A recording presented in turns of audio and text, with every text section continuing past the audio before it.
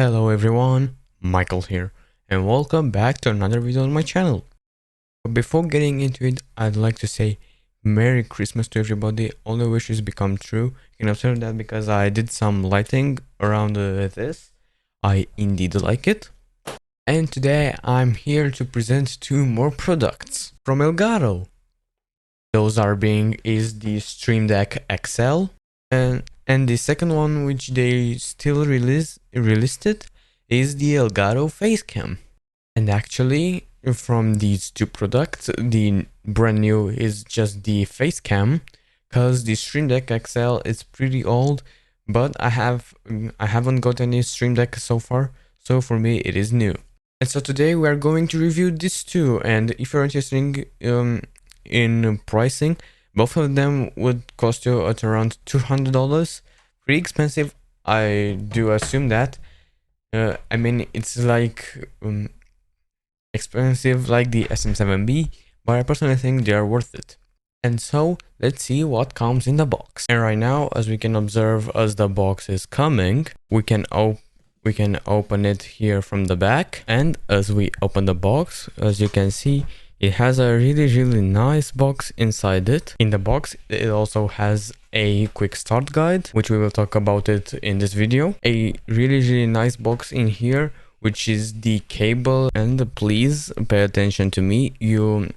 Once you get this cable, because it looks like this, the USB-C and the USB-A, you need to connect it to a USB 3.0 port. So, because you need to send a live image in your computer. And inside the plastic body, as you guys can observe,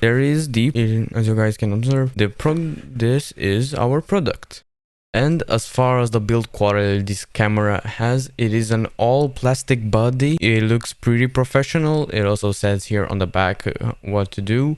This is the USB-C, the Elgato logo on the back, and this is actually the mounting system for the monitor, where to put it. And this cover right here, which you can take it really easy off, and this is the lens. As we can look, it looks pretty professional, but it has a Sony sensor service, pretty professional, so it goes really good in 1080p 60 frames per second. The Elgato lens has a 24 millimeters, and as we look inside it, it has a lot of lens, so you can blur the background really easy. There's little thing right here. It is a light source that shows you when the webcam works and where it does not. For example, once you plug into a computer and open your software that you're recording, it will be blue. Now it's not any color. And now to show you how to use it in your streaming software, you are going to go down here on the plus button and go for video capture device. For this video, I'll call it Elgato Facecam, and you're going to go for OK, and you're going to select Elgato Facecam. Now we go here for the device default as custom. We are going to change the resolution 920 by 1080, and as the match output FPS, we'll go for the highest. As you can see, now I appear on the screen. Hello. And as we look at the webcam, as you can see, as I move the quality is indeed good, and that's a $200 price for 60 FPS. It is indeed good. The color corrections aren't the best, but I'm going to show you how to change it.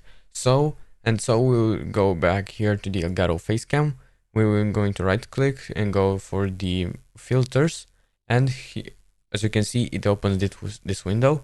We'll go for plus button once again and for color correction. And as you guys can observe, this is how it looks like now. And if I change, for example, the brightness, as you can see, it changes. And I'm going to go for a contrast to be a little bit darker, and the gamma for something like this. And as you can see, it is quite better, but play around with this.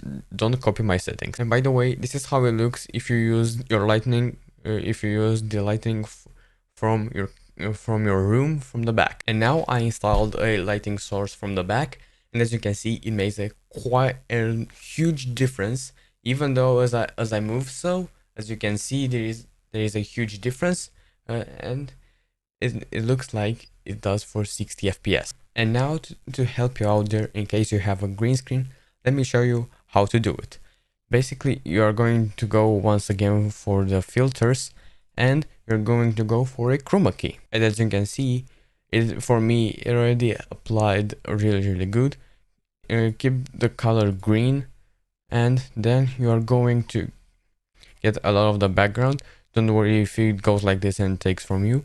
You're going to decrease the smoothness, and as you can see, it is a good effect. Now, as I move so on the green screen and between, the effect is indeed good. And by the way, if you're also interested, this camera is at 83 degrees distance from me, and that's why you see a lot of it, and you can solve this issue by just zooming it in. And now it comes the Elgato Stream Deck XL. Again, if you're interested in this buying, it will cost you at around $200. And the way the box it opens, it is like this, because it is like shoes. It is like shoes box.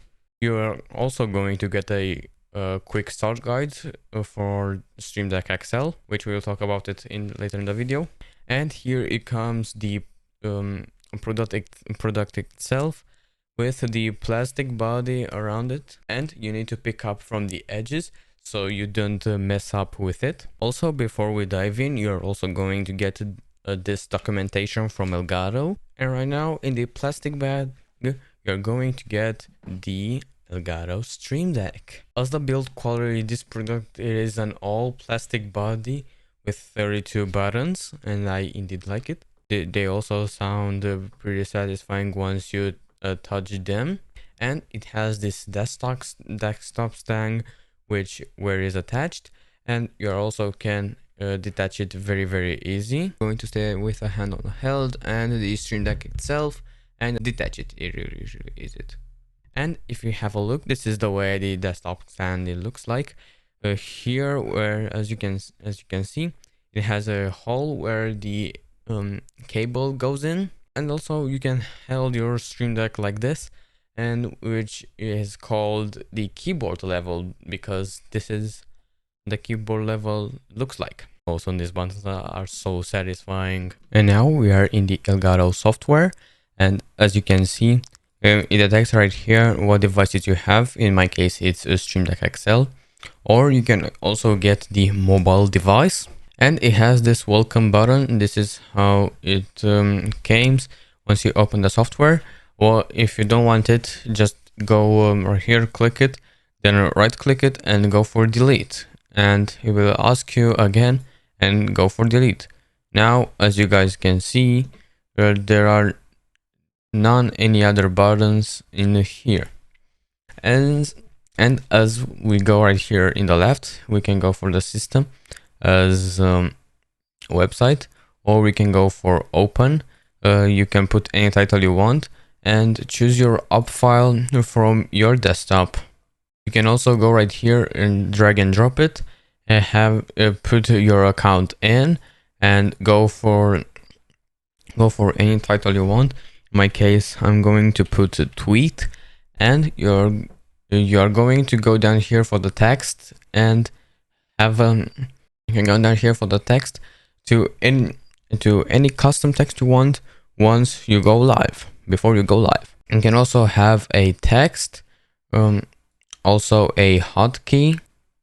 You can also go for a Stream Deck and create a folder. And if you go in it, as you can see, it has this really huge. We are going to go back right here from my console. You can go that from your console, and all the stuff on your console will appear. It also comes with a clock. These are all the plugins which we can go right above right here and scroll to the click right here for the plugins, and you can scroll and install any plugins you want. In my case, I have these ones. You can have a look again right here for plugins and search it. And as the clock says, for example, I'm going it for digital. As you can see now, it shows what the time it is. This is my time right here in Romania. You can also go for a soundboard for a audio. You also choose the file from your computer, title whatever you want, and set your volume how you want. And the action play or play stop means that if you want to play that audio track, press the button from your Stream Deck, and if you want to stop it again, press the button. As the Stream Deck brightness, it has an action brighter, and you can go ahead and press it, and all the lights in here will be even brighter. You can also go for another button and choose from here darker, maximum, high, medium, low, or minimum. And from the OBS Studio, you can go for scenes. For example,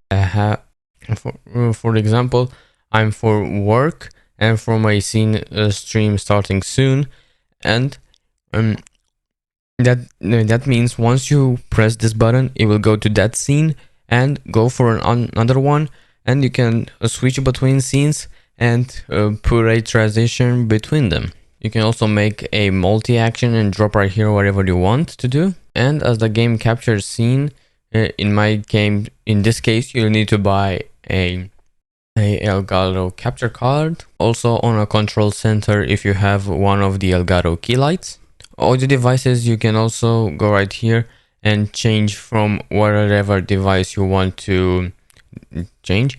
For example, here as my primary, I have the ChatTC Helicon Go XLR, and a secondary could be or the NVIDIA output, which is unplugged, or I can go for my speakers and press this button and switch between devices. And as a speed test, here you need to have, also you can drop from YouTube right here as viewers. Also you can drop here from viewers from YouTube and title whatever you want, and will appear. For example, I'll type viewers, and will also appear on your Stream Deck, and many more.